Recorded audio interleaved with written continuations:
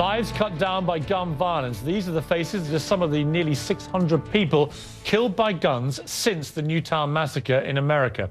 On Christmas Eve, two upstate New York firefighters, Thomas Kazauka and Michael Chaparini, were shot to death while responding to an early morning blaze. A killer armed with an assault rifle left a suicide note saying he wanted to kill as many people as possible. On New Year's Eve in Maryland, this little girl was struck by a bullet while celebrating at a relative's home. Police say that Elia Boyer was killed by what they called celebratory gunfire, somebody firing off rounds to welcome in 2013. She was just 10 years old.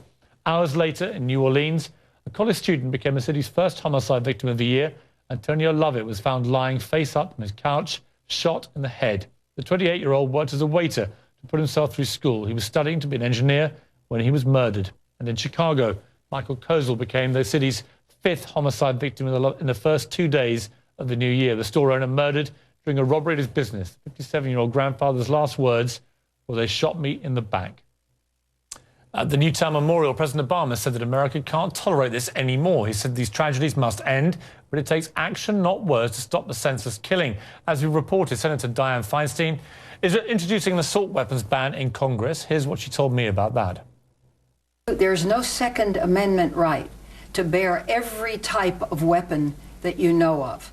These are a certain class of weapons. They are designed to kill large numbers of people in close combat. I don't believe the Second Amendment covers them.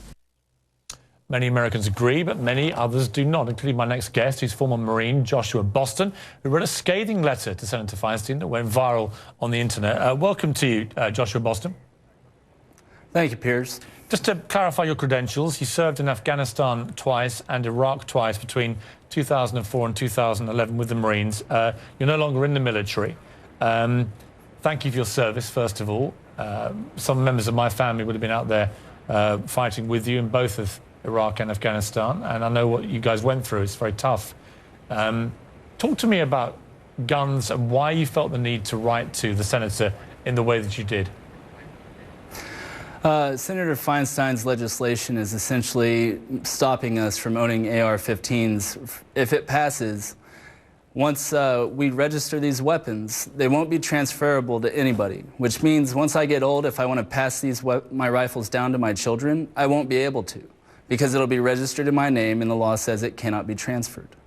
Now, to me, that sounds exactly like my family is going to be disarmed down the road. And these weapons, I understand that bad things happen with them. Bad things happen with cars. But the Second Amendment was put there for a reason. And it was put there to prevent things that we don't want happening with our government.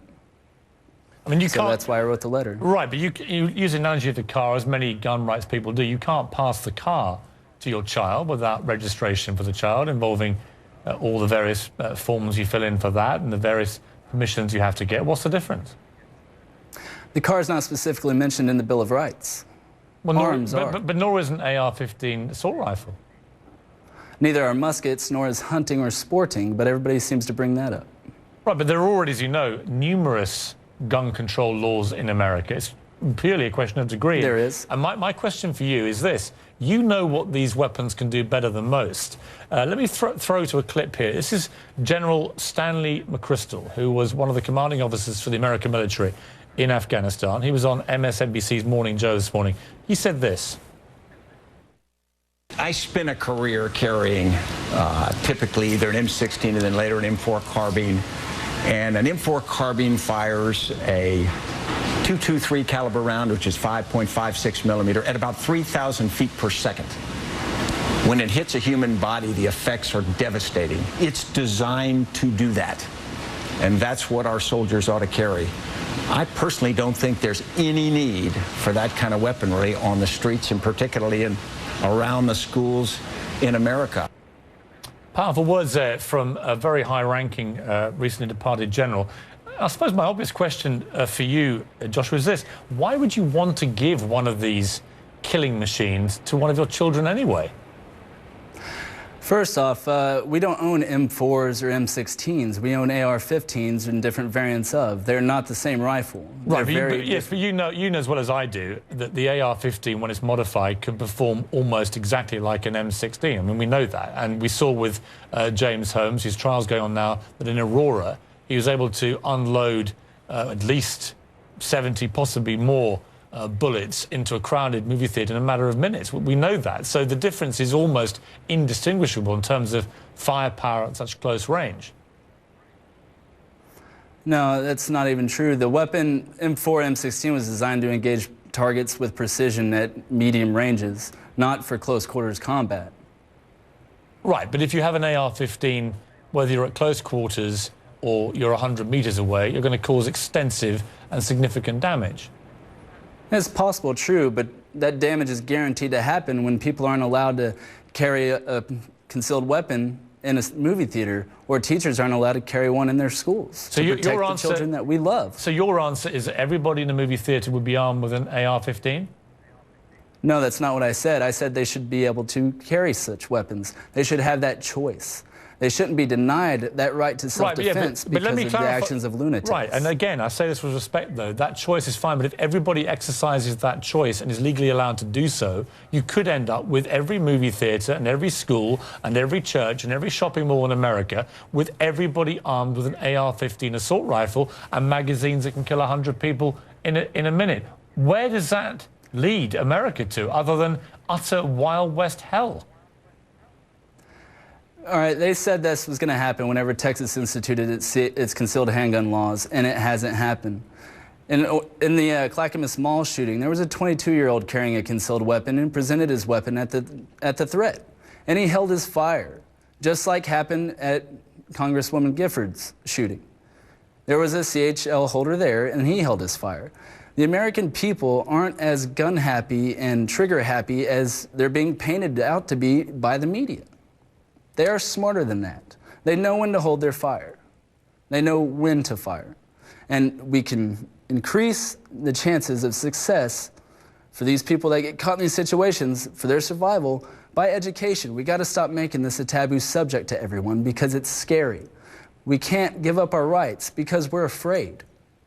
Right, I suppose the only thing I would say to that is that I believe the rights of a 6- or 7-year-old child to go to school without the fear of being murdered, to me, exceed and come higher than any rights to own an AR-15 assault rifle. That's my point. Well, Piers, I don't disagree with you. I don't think children should have to be going to school worried about being murdered. But we have to accept reality. No matter what laws we pass, Lord knows we have laws.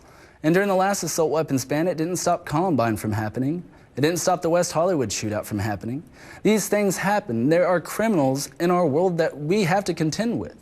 And disarming people and taking the AR-15s out of their homes isn't going to help. There was a lady in Georgia who shot a man 6 times. He laid down, cried, got up, and left. Now imagine if there were multiple attackers. She only had 6 bullets in her pistol. If there were more than one attacker, she could not be alive today. Well, again, I would say that I can totally understand and respect an American's wish to defend themselves in their home against intruders. I get that. I don't see why you can't do it with a handgun or a pistol.